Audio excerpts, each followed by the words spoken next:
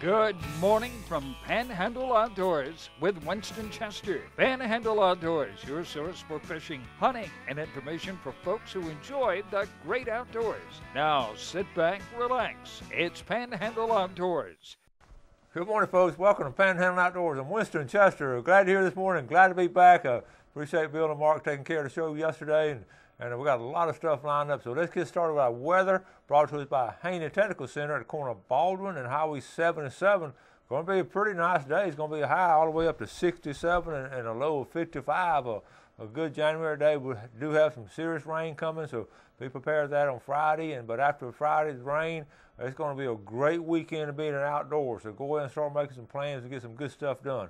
Water temperature is going up 1 degree. All right, that's up to 61. Let's take a look now at our river readings. Apalachicola, Bluntstown, it just flat out leveled out at 7, and that's going to be a good steady reading on the Apalachicola. Not much movement at all. Right there at 7.2. The Choctaw at Carabille is at a 5.4, and it's got a very slight drop to it. We got a tide chart brought to us by Kent Forest Lawn Funeral Home and Cemetery. We have a low tide at 8:02 this morning and a high tide at 10:53. Today, January 22nd, and we've got good strong tides, but now Friday and Saturday will be some neap tides. Now remember those charts I show you, you run down to C&G Sporting Goods and get you a whole year's worth of those charts. I use them, you see how often I use them, and I know you get all kinds of stuff off the computer and all, but this is so much more convenient. Just look at it one time, and you got to know what's going to go on during the day. All right, the marine forecast will be coming northeast at about 6. All right, let's take our break, and we'll be right back.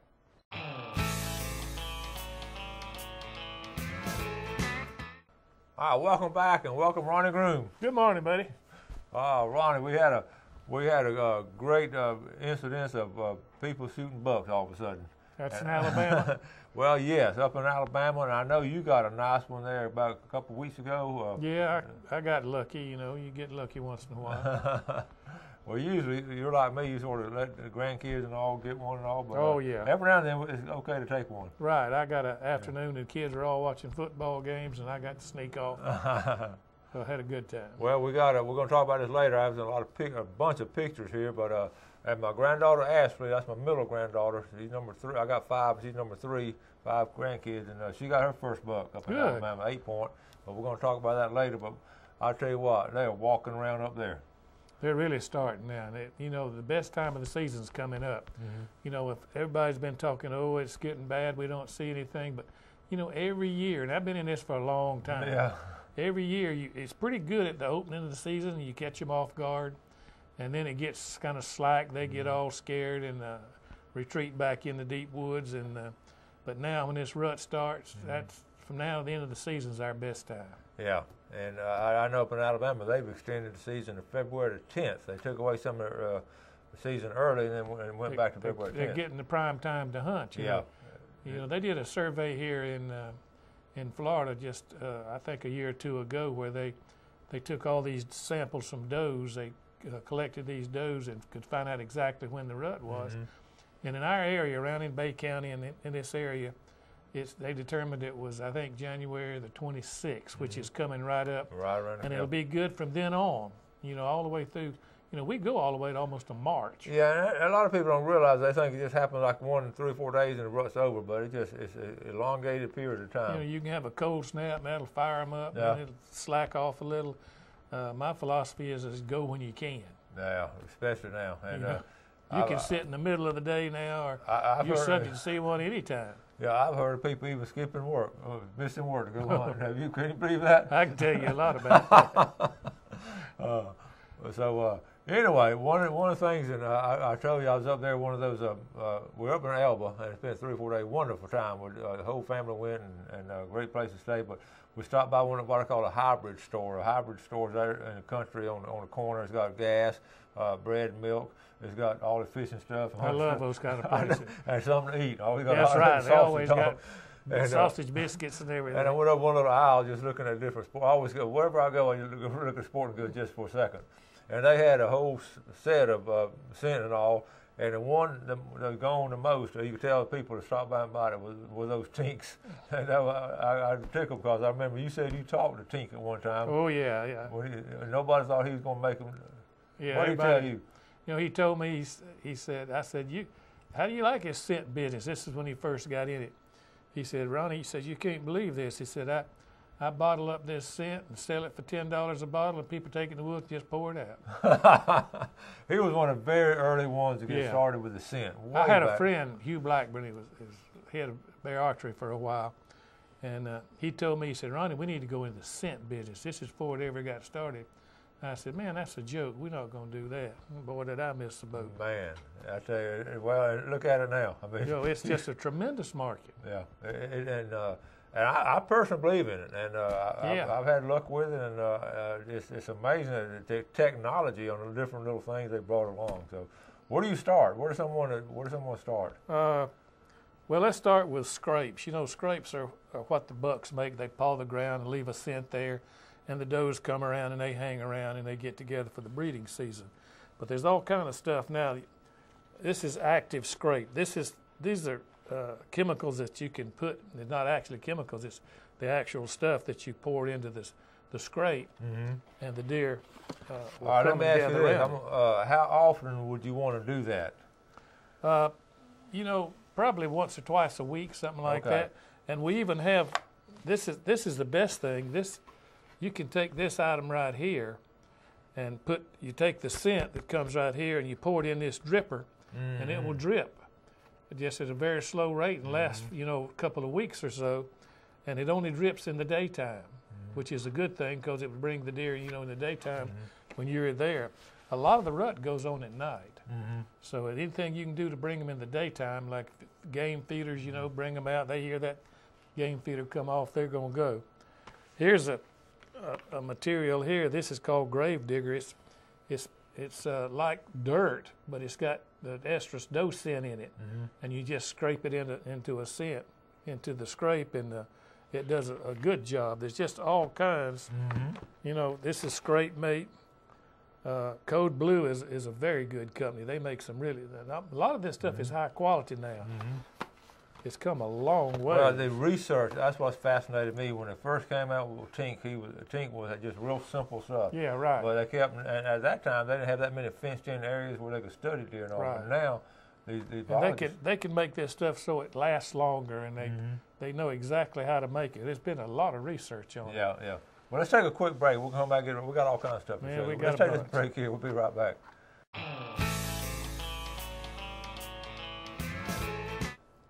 Welcome back to Ronnie Groom from C&G Sporting Goods. I got a bunch of names I added. We're going to do that later. Also got a bunch of pictures y'all sent in, but we'll get caught up. But first, let's Ronnie. I don't know if y'all can see this right here. Can y'all see? Ronnie, he guessed right away. What you guess it was, Ronnie? I wasn't guessing. I knew. What? The scope. It's a scope. These scopes recoil. You get them set back a little too far, you get a little lax, and lean too close, and the recoil will hit it back. So you've done it too? Oh yes. Anybody that hunted, they're talking about John Shockey. He's done it too on TV. But we're up in Alabama. We had down back at the hunting lodge, and we had some time at lunch, and we were going to sight them in. And I shot, 9 or 10 times, and about that 11th shot, I leaned over a little bit too close, and bang y'all. And I bled like a stuck pig. Yeah, I've been there. I've done that. Most people have. Yeah. So that's what it was. So anyway, we, like I say, the rut was on up there, and I know it's going down here. And I wish, and if I was hunting that area on a regular basis, I'd definitely have some of this. But I'm back home now. I've got some scrapes up there. So tell the folks what they need to be doing now. Well, I would start putting out some scent around, and you know, we don't have just good scents, but we've also got some things like pine scent that kind of hides your scent. That's the big thing now, is to try to hide your scent. And before we get into that, let's talk a little bit more about the attractants. You know, probably the two best companies that I know of is Wildlife Research, and they make all this hot scrape and active scrape, and Code Blue. Code Blue makes, you know, all kind of scents. This is a buck gear, and you know, a buck gearing is good because it'll attract another buck in there to fight, because they want to set dominance in there. And here's another scent dripper. You just pour the scent in there and it drips in the daytime. And that's a good thing. You don't have to go in there and leave human scent in there. You can go in there and leave that in there. And you just go in there one time instead of going back and forth. Yeah. And Tinks is, like I say, the oldest one. But here's what scent they make, this Tink 69, and they have a dorsal. A tarsal right there. A tarsal pad that you can hang in there. Is that the real one? That came out right off the deer, Oh, my goodness. Yeah, it came right off the deer. And here's a good little item. This goes around your boot. Goes around there, and you put the scent in there, and as you walk in, you're leaving scent. That's a good idea. Yeah, there's just so many things. And here's one. This is a stick, a smoking stick, that you stick in the ground and light it, and the smoke goes off and drifts with the wind. It's got the scent in it. No way. I mean, it's unbelievable. Yeah. I'm afraid I'd get these confused with my little sausage sticks I take with me, the little Slim Jim. I might be eating the wrong one. But you got to watch with this, because you don't want to. That thing's got a little burn to it. You don't want to set the woods on fire. But we've just got all kind of scents here, and this is one of the best ones, I think, is this special golden estrus that comes with a. You soak this pad here and hang it. Okay, you can dip the pad in here. Just dip it in there and hang it, and yeah, that's a good idea. you can leave that out. It's amazing that the creativity, I mean, the evolution of this. It's just people just keep coming up with more and more things. We got a whole wall of this stuff. Yeah. It's probably 200 or 300 items that's all concerned with this. And we're talking about, this is scent killer. This kills the human scent. You spray it on you and it kills the human scent. I use that. I like that. We sell an awful lot of that stuff. And this is some scent killer that you clean your clothes with. Most clothes detergents now have a smell to them and all. And you don't want that. Yeah. And this will kill that scent, any kind of scent in there. This is an acorn scent. Now this is Shine's White Oak Acorn Scent. Now we got people in Georgia and Alabama come down and buy a dozen, 2 of these at a time. Really? Yeah, they really use a lot of this up in that area, and we sell a lot here too. Here's an item called a nose jammer. What does that do? This is supposed to get in their nose and they can't smell you. Now, I haven't used it, so I'm not saying what. And even toothpaste. Toothpaste? It's made to clean your mouth, so a lot of smells come out of your mouth and everything. And that's amazing. And we've even got toothpaste. But that is so true. I mean, Yeah, Ronnie, I never will forget this. One of the first times I ever talked to you about just hunting in general. I forget, we were around a group of people. I think we're down at your store or somewhere, and it's a long time ago. But we were talking about scent, and this is before all that spray scent ever came out. Yeah. And one of the things you did, I never have forgotten that you talked about, because you were doing those clinics at Westerfelt Lodge. Yeah. And maybe you were talking about some of the things you told the folks up there. And you told me about, you rolled up your clothes in pine straw. Yeah. Years ago. Put it in a bag, or something, pine straw. That'll help to take some of the smell out of it. That was way back then. You've been doing that a long time. Yeah, that was natural stuff back then. Yeah. And it still works, Yeah. Pine scent is a good, it will hide your scent well. Yeah. But they make acorn scent and all kind of scents, and well, it's a proven fact. Of course, our body, they can smell us along. Their nose is so sensitive. It's hard to hide it all. And for instance, your hat. Your hat has an odor to it, and you need to spray that thing down. And the very best thing now is to get the wind in your face and the sun at your back, and that way the sun's in the deer's eyes and the wind's this way, and they're not getting your scent. But, we run into variable winds, and the winds change, and your stand may not be in the right place that you want it for that wind, so you need to get all the help you can. Yeah, and it's a combination of things, the location and the wind, like you said, but you got to have some portability, too. That's why I love these little portable stands you can move around because of that right there. Right. This past weekend, I was in a situation where I was in a great place, but I knew that west sun that afternoon I was going to be. I couldn't blind you. Yeah, it would. Yeah, especially when it gets down at an angle. But the wind was perfect, but the sun was not. Right. So just these little pop-up blinds that you can get now. If you got a field, you can put one on the south end, one on the north end, and you got twice as much area to hunt then. And if you got one of these little stools that you can just take and move around, sit down up under some palmettos, up under some oak trees. There's so many things you can do to hide your scent, because deer, especially big bucks, they are so sensitive. It's not like, you can fool some of these deer, but you can't fool these trophy deer. I can tell you right now. And they get that way because of the reason. That's right. They're so They're sensitive. the older deer, and they're smart, and they're so sensitive. Mm-hmm. And to that, it's fascinating to me. The trophy racks that are brought in, a lot of times are brought in this time of year. That's right. We'll have a rash. In fact, we had a youngster brought in a nice deer yesterday, put in our buck contest. And by the way, if you're not registered for our big buck contest, you need to go ahead and come in, because the best hunting is still ahead. Mm-hmm. The best is ahead. So come in and register. It doesn't cost anything, and you get a free head mount, and whoever wins it. Yeah, if you don't get the fever now, you're not going to get it. I mean, that's right. It's exciting this time of year. And the sad thing is, some people hunt some and they go through this slow time, and they get discouraged and quit right at the best time. And I've told people all year, I tell them all year round, January, I mean, this is when you really kick in. This is Super Bowl of hunting right here. Last of January and February is great. Yeah. Let's take our final break, and we'll be right back.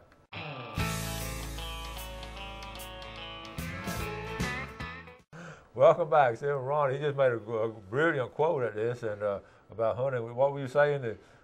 The harder I work at it, the luckier I get. And that's exactly right. And that's what you got to do. You just got to get out there with them and all. I've got all kind of pictures. I've got these names to put in, and we'll finish up what I don't get today. We'll finish up tomorrow, too. But I wanted to talk with Ronnie about all this stuff. Let me look at the fish and game forecast. I'll just give them to you real quick. 1:30 to 3:30 this morning, and this afternoon from 2 to 4. That's the time when they're walking with that, but it's still going to be on this rut. They're going to still be going all kind of times. Yeah. You almost throw that out the window when it comes to bucks in rut right there. The first picture I want to show, I won't be prejudiced now. I'm going to show my granddaughter Ashley's picture and tell the story later. This is her first buck ever. We're up there outside of Elba, and folks, she got this about 8:45. They were going to leave the stand at 9 o'clock. And she got it at 8:45, and she's number 3 out of my 5, and she's just genuinely sweet. That's Whitney's sister, little sister, and she was excited about that. So we're going to tell that story and all, and got a little bit of video from it, but it's really neat. I got an email on this one. I'm gonna read a short email to you. This is Lindsay 2. Lindsay graduated last year. Granddad's Virgil 2, Dad's Bill 2. A lot of y'all know the 2 family, and she said, "Hey, Coach Chester, I thought about your class when I killed this 8-point in Alabama this weekend. I miss being in your class every morning. It was definitely the #1 class in America. I hope everyone that has you for a teacher this year doesn't take it for granted, because you really inspire everyone's life in so many ways. Have a wonderful day and a wonderful year." Lindsay, too. That's such a sweet little that's email. a fine deer. Now look at the size of that, how it comes up, and they have a place up there, of course, it's not high fence or anything. It's just a big place up there, and they manage the deer, and this kind of harvest they get from that each year and all. That's another thing too, Ronnie. I passed up over the weekend a nice 6-point, and they don't really have an 8-point rule. They just wanted a big score on it, you know. And I would have shot that buck down here in Florida, but up in Alabama, I just didn't want to shoot it. I'd have been embarrassed, I think, to bring that back to the house. If you're gonna have the big ones, you got to let the little ones go. I mean, they got to grow up, and that's just good management. And it's not that hard to do once you get used to it, and just watch them, take pictures of them, enjoy it, and then wait for a really good one. Mm-hmm. Well, Saturday before we went up to Alabama, I was able to go first time in a long time. I went with my nephew up there at Bristol, Matthew, and they're big. They've dog hunted all their life. They've got 10,000 acres to dog hunt between Bristol and Quincy, the old Robert Brent place. Oh yeah. And it's dog hunt done right. They have plenty of room for the dogs to run, and they'll only shoot good bucks. And you know what though? Every one of them hunts with shotguns now. Well, in dog hunting, it's harder to hit a running deer real good. What's funny, the evolution of, we started with shotguns many years ago, then everybody got on a pipeline and started getting rifles, and everybody had to have a rifle. Now, everybody's going back to shotguns. And all the still hunters use rifles just about, and about all the dog hunters use shotguns. Yeah. You use what's effective. That's the way to do it. Yeah. Okay, we got like I said, the next couple of weeks, what would you tell the hunters to be doing now? Hunt anytime you can, and stay in there and don't give up, and stay with it, because this is the best time. In our lease, we had a guy killed a big 9-point. He was palmated probably 4 inches around the end of his horns. and this is in Bay County. And he said that buck was right behind the doe, just chasing him every lick. And the thing about now, when they're chasing these does, when you get a shot, you better take it because they're not going to be around long. Good point. And if you're at a feeder, be very careful at a feeder because a buck will come in and won't stay there and feed. He may come in and check for does and leave. So you better, when you get a shot, you better take it. Don't wait around. That's a good point. I got a picture from Alan Chasing and showing you. I got a nice buck, and he was following a doe into the feed plot. Yeah. And you hear that. Another thing too about the time of day. Listen when you hear these odd times like 10:30 in the morning or 1:30 in the afternoon. They're going to be. They'll move around now. That's right. And most people, hunters, get up there early and then get out of the woods by 9:30 or 10. I always set a time to come down. I say, I'm going to come down at 9:30. I'm going to come down at 10. And I make myself stay there, and you'll be surprised what you'll see late in the morning. That's a great point. I do that this weekend, and I do the same thing. Yeah, yeah. You got to. It works. You got to be disciplined at doing that. That's too. right. If you get a chance, though, you just got to go when you can. Go when you can. And use these scents and all, because that can help you. Any little thing you can do to help makes you a better hunter. I know you've hunted all your life, and just had I know you have mounted all your trophies and all, but you've had hundreds of them, I guess. What the best advice? What would you give people, though? The very best advice? Well, hunting in general, just go when you can and do a lot of research when it's not season. In the summer, in the spring, when you're turkey hunting, check on your deer. And you believe in your cameras too. That helps you a lot. Oh yeah, the cameras are the name of the game. Yeah. You still check a camera this time of year? Oh yeah. Oh yeah. And right now you'll see deer that you didn't even know you had. They just appeared on there. They just appeared because they're moving. Yeah, that's true. We're going to wrap things up, but listen, if you have any kind of question on deer hunting, run down to C&G and ask Ronnie. I know you get people coming all the time talking about it. Right, and bring us some pictures. We'll put them on a bragging board down there. We'd be glad to have any pictures you bring in and put them on our website. You got a big buck on your property, be sure to enter this contest ahead of time, too. And right. Just run down and look at the pictures. All right, buddy. Thank you, Ronnie. Thank you, buddy. All right, good luck in the woods. Thank you, too. All right. Y'all have a great day. Do something good for your fellow man, and God bless. Thanks for joining us for Panhandle Outdoors with Winston Chester. Panhandle Outdoors features hunting, fishing, and other activities and information to help you enjoy the great outdoors. Join us next time for Panhandle Outdoors.